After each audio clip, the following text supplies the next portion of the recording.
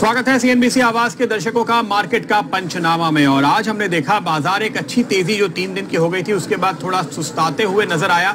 ऊपर के लेवल से शुरुआती घंटे के दौरान निफ्टी या बैंक निफ्टी ने जो स्तर देखे थे वहां तक वापस पहुंचना थोड़ा मुश्किल था। प्रॉफिट बुकिंग देखने को मिली।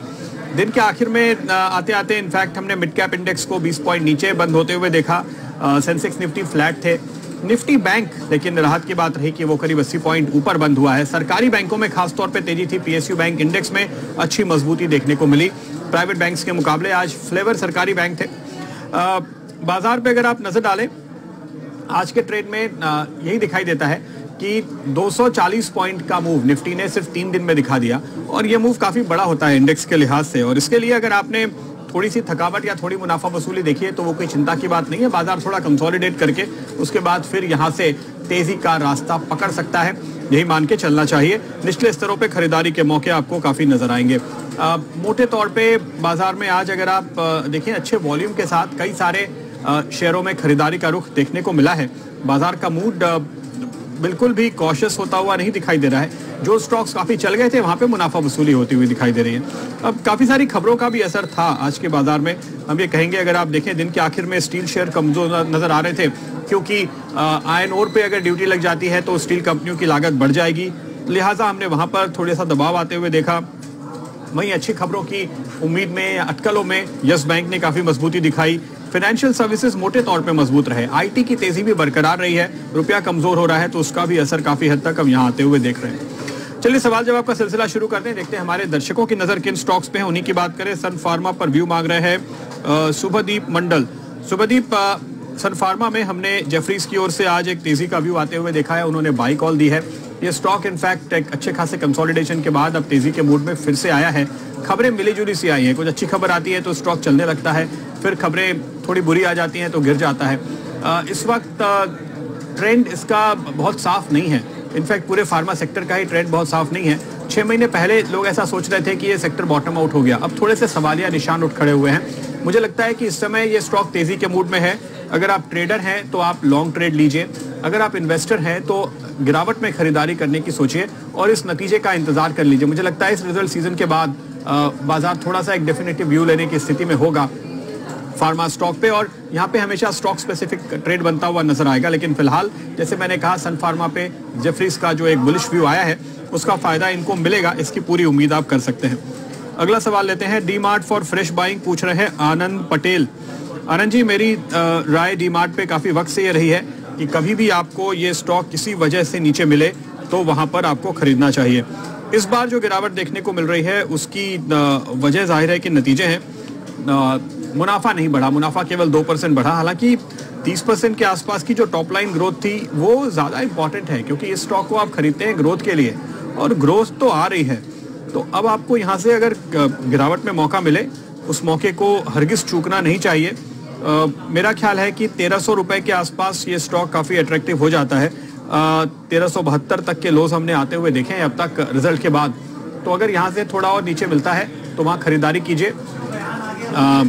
कभी किसी बुरी खबर की वजह से जब भी ये स्टॉक नीचे आया है उसके बाद फिर हम यहाँ पे रिकवरी भी काफी अच्छी देखते हैं। मुझे नहीं लगता कि वो व्यू बदलने वाला है। दरअसल ये कंपनी जो कर रही है, इन्होंने जो मार्जिन पे कॉम्प्रोमाइज किया है वो इनकी स्ट्रैटेजी का हिस्सा है। डी मार्ट को इस समय ग्रोथ चाहिए।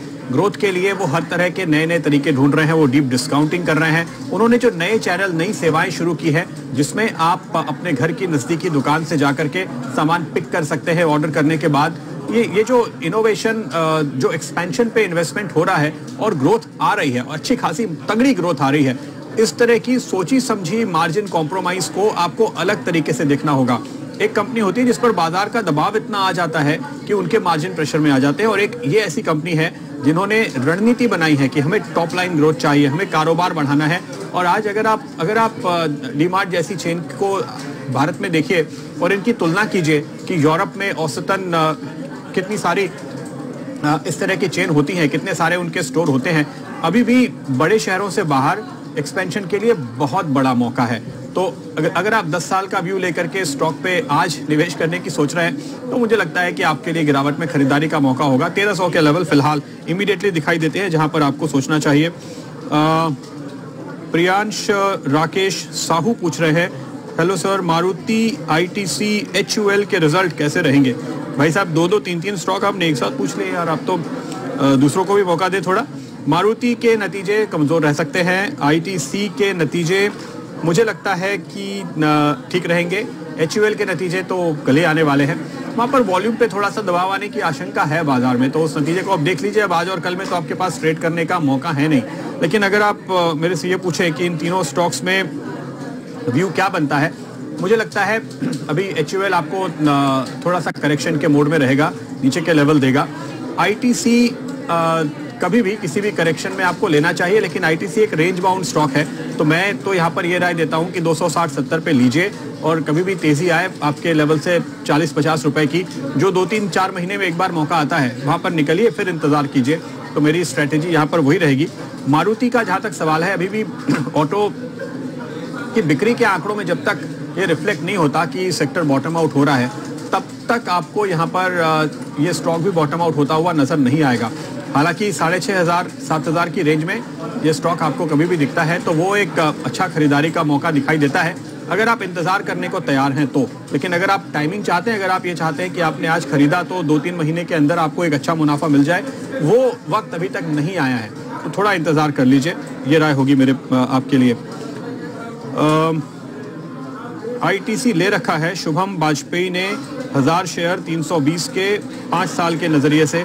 शुभम, मैंने जैसे कि भी बताया, इसमें दिक्कत क्या होती है ना आईटीसी में, कि एक सरकार कोई स्ट्रैटेजी बनाती है, दूसरी सरकार फिर कुछ और राय दे देती है, तो बड़ा मुश्किल है, और ये इजी टारगेट होता है टैक्सेशन के लिए। उस लिहाज से मुझे लगता है कि आईटीसी में आप ट्रेडिंग करके ज़्यादा पैसे कमा लेते हैं, और खबरों की वजह से ये बड़ा रेंज देता भी है।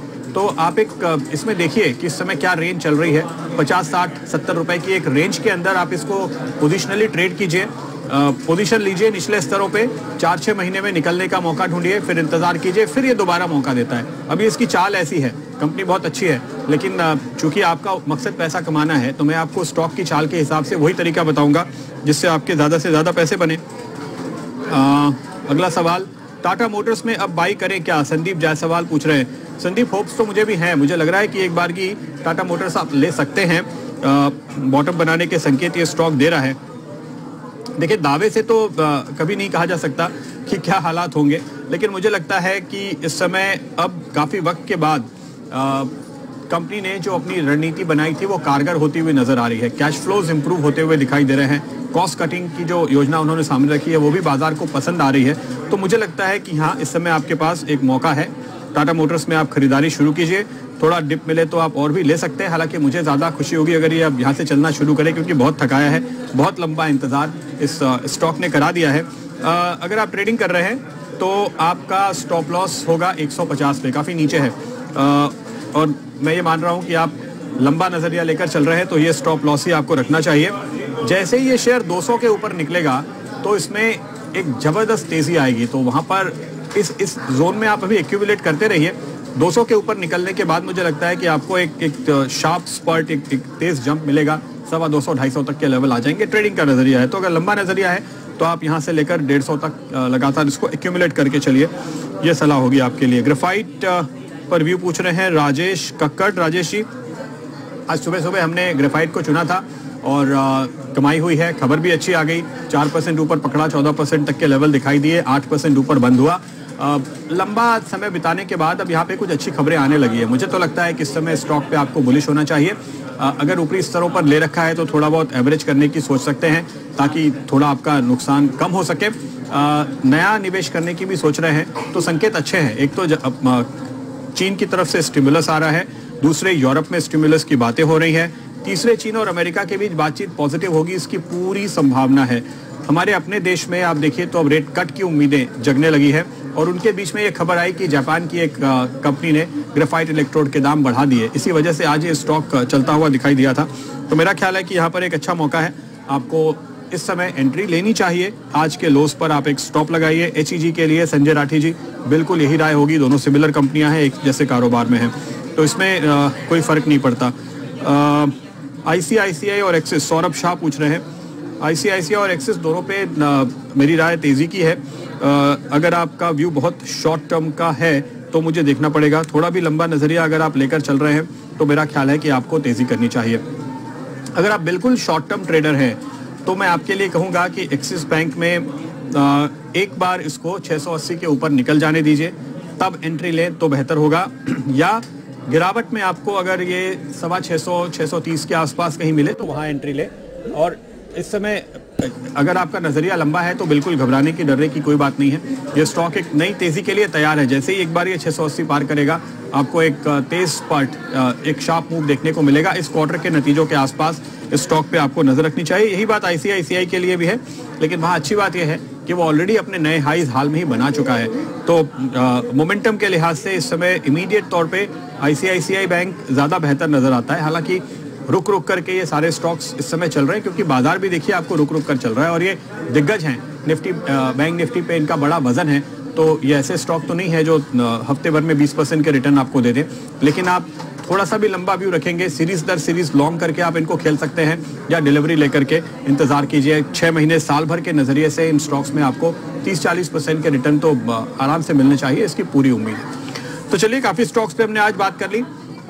जैसे कि हम शुरुआत में कह रहे थे, थोड़ा सा बाजार थकता हुआ नजर आया है, कंसोलिडेशन के मूड में है।